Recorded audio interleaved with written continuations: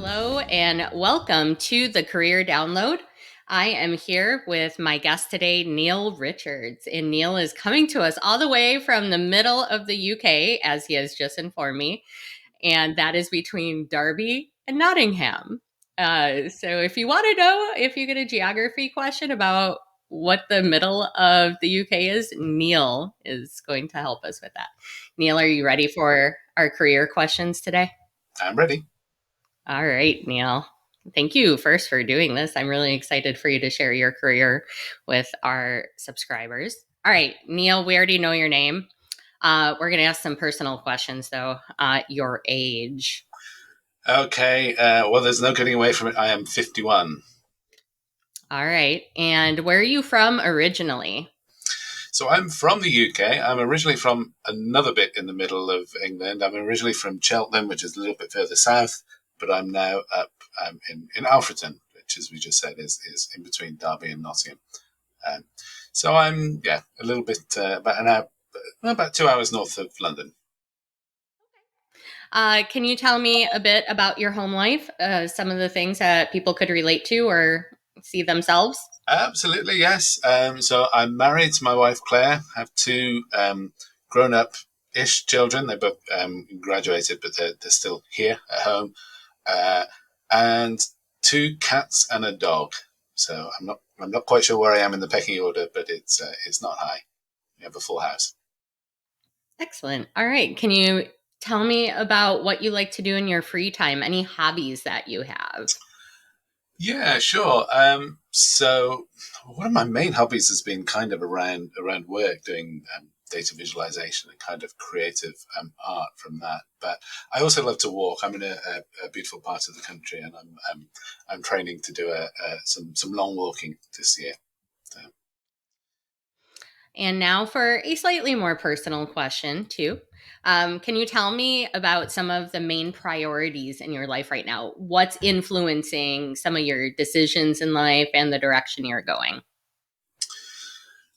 well, yeah. I mean, we've said my age. I'm the other side of 50, and it kind of creeps up on you. So my priorities are very much sensible. My priorities are health, family, security. Just making sure that that big old household that I mentioned is going to be okay for as long as I can possibly help it to be okay. So not just in terms of money, for example, but yeah, just my priority is um, comfort and health and stability, I would say. Would you say that's different from when you were younger? Oh, I think so. These are things that you don't think of when when you've just graduated and when you're just going into a new career.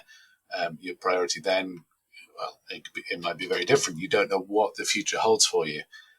So yeah, maybe then you're thinking a little bit more about advancement, about excitement, about it could be anything. It could be it could be travel, it could be relationships. But yeah, it takes a while for you to realize that, or for your priorities to change, I would say. And with that, we're going to go into some of your history now, Okay. specifically with your career. Um, Tell me about your education. Did you go to college? And if so, what did you go for as Yeah, far as a major? And did you graduate? I did. Yes. So I went to Durham University up in the north of England, and I graduated with a maths degree. Or math degree for our American listeners, and that was back in 1993. Um, and it was interesting because it was kind of what I was always going to study, but it wasn't really. There wasn't much in the way of traditional career pathways for people who did maths at university. It was assumed that you might become a maths teacher, um, or an accountant, or possibly an actuary, somebody who works with all the figures in the insurance companies, that kind of thing. But there wasn't that much more apart from that. It never really occurred to me to do much apart from maths because that's where my interest was, and well, that's probably where my best skill was. So I graduated in 1993, but I didn't have a job lined up when I graduated. Okay. Can you tell me a bit about the industry that you work in right now? So yes, moving on. Right now, I work in I work for a large retail company, but basically I work in data analytics, if you like. Um, so I've found my way there through a sort of circuitous route. Yeah, and I work in data analytics and sort of specifically in um, what we now term data fluency within a role there, sort of trying to help bridge the gap between our analysts and our operations guys, sort of help them understand everything it is that we're trying to say about the data.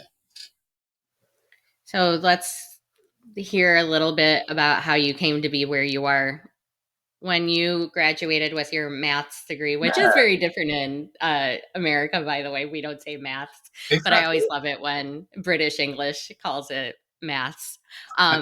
You said there were really only teaching roles that were available. What was your first job after graduating Well, with your actually, my, degree? my first job was to get on the plane and fly to Canada. I took part in BUNAC, which is a exchange kind of program between British and North American students, where you could get a work visa to go and work out there. Um, but you pretty much sort of landed there with a few dollars and had to fend for yourself. And my first job was at a up and coming Seattle coffee store called what was it now? Starbucks. That's it. Um, Oh, I haven't um, heard of them. no, no. Well, we wondered if they would ever sort of be big. I think there was about 30 of them worldwide at the time, but they were only in two cities over on the west coast. Um, and the British accent helped. It helped me sort of talk to somebody and get chatted into doing the job. And in all honesty, it's probably the best job I ever had. It's the most fun job I ever had because I could go and eat my lunch um, on the beach, and I've been really into coffee ever since. Um, and it helped.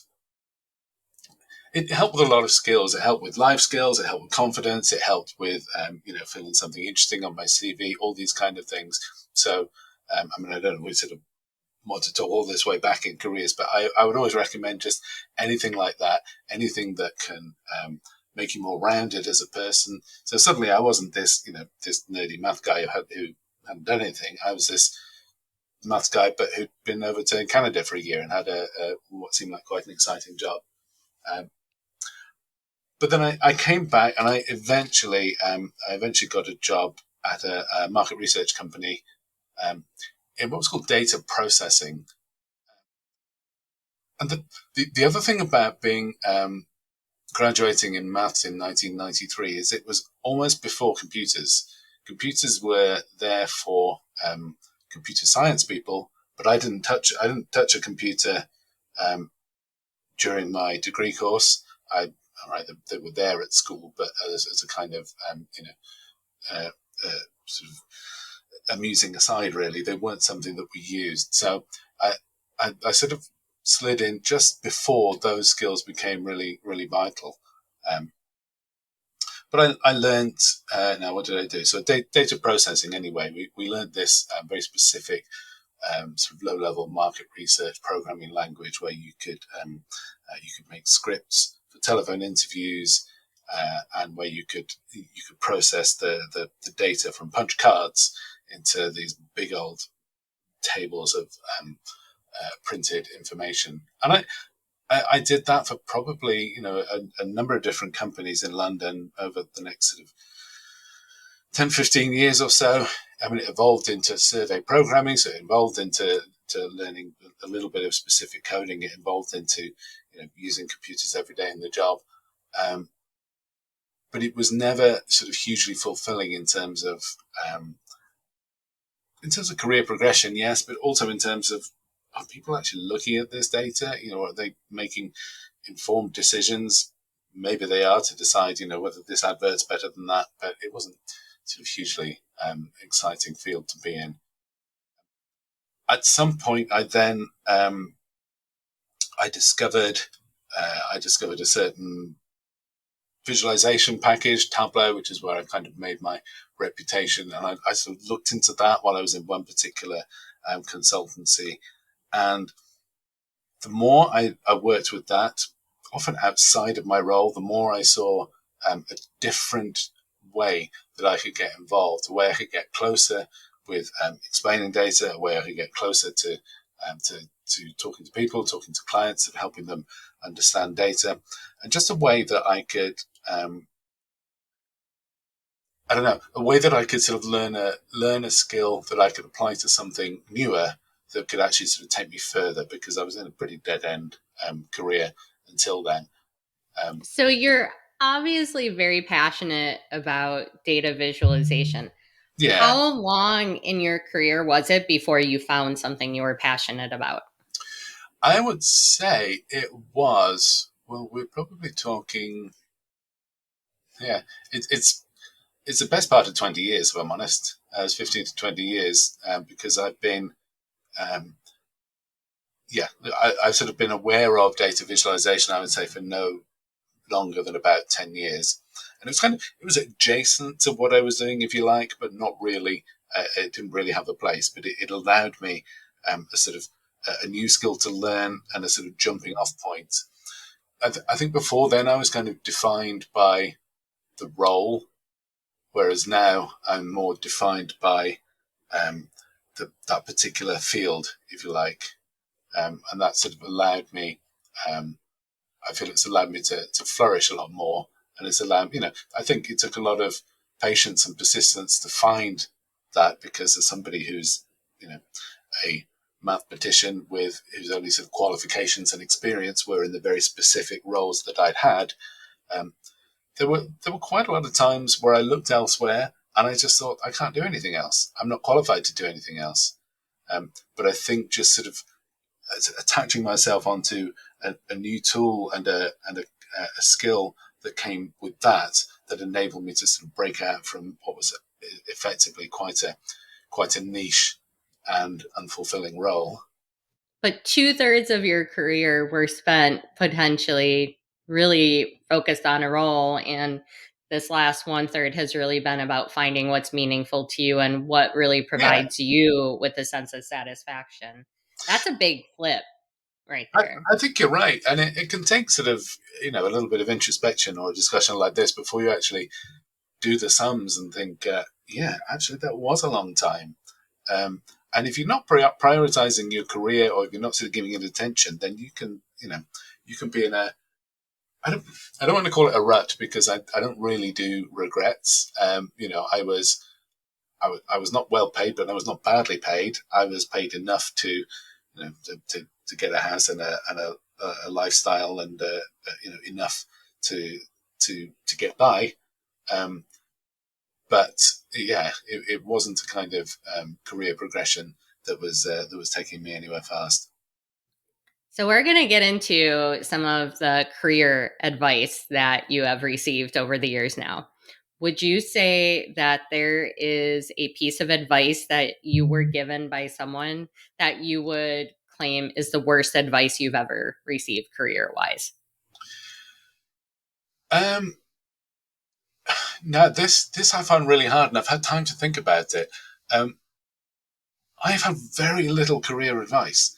I really struggle with both good advice and bad advice, and I thought of some things, and then I thought, no, actually, that's me thinking. That isn't what people have told me. Um, so I don't I don't know that anyone has given me really bad advice in my career. I think my I probably had 20 years where I could have sought advice, good or bad, and that might have made me move a lot earlier. It might have made me more determined to do something else or to find something new. But I did not really have an awful lot of advice. I mean, the only thing that I would say was bad advice was things like what I said right at the start, which is with a mathematics degree, you won't get very far unless you want to be a maths teacher. And kind of proved right, because all right, I got a different job and it was okay, but I didn't get hugely far with it. So I suppose I would say that's bad advice, because you shouldn't necessarily take what people tell you at face value. Um, I think I think life is, I won't say life is easier now, but it's so much different. You can you if you want a new role, you can go onto Google, or you can go onto LinkedIn, and you can find maybe 200 opportunities. I'm not saying you get them because everyone else is looking for them. When I graduated, I had to get on a bus and go 50 miles and lie that I was from Oxford University and go into one of their careers libraries and do that once a week and look at a printout of jobs and then drive home and then fill in a form and write a letter to apply for these jobs. I I'm feel like sounding like I'm some kind of Victorian urchin. Yeah. that could be a whole interview about the transition from what you were talking about of a very non-computer forward Yeah. start to your career to now a very computer forward part of your career Yeah, as so that's well. right. So I've gone off for quite a big tangent there, but only in order to say that there wasn't an awful lot of advice. And so, I would say seek that advice, Seek but don't advice, always yeah. take it at face value. Um, combine it with your own experience, and then work out whether it's true or not. You know. I love it. I actually never expected that to be one of the responses, but I love that it's I didn't seek advice. You should. That's No, a well, great that's right. takeaway. And I've been prepared for these questions for a while, and I thought I genuinely can't think of advice I've had. I'm not going to make it up. So yeah, if you, All right. We're going to wrap this up with one final question then, Neil. okay, Um, what would you tell early career you now if you could go back in time, take that DeLorean back to 1993 Neil? What would you tell 1993 Neil right now? um, I would probably tell 1993 Neil that things will change. Things change quickly. Um, don't worry too much about what's happening now. I mean, we've spoken, haven't we, about sort of how communication changed, how roles changed, how computers came in. How I'm passionate about data visualization, but I don't think anyone knew what that was when I started. I moved into that gradually. So I would, I would always say just do something that works for you, do something that that meets your priorities, but that doesn't burn you out. But just to keep looking, keep an eye out, keep being aware of what's changing, and that's probably what you ought to do. But if it was somebody new now, that would probably be AI or something like that. And for someone new in 10 years, it'll be something different. But yeah, don't be overwhelmed. Just keep your eyes and ears open, and things will change. All right. Well, thank you, Neil, coming to us all the way from central UK. We appreciate your advice and can't wait to share with our listeners.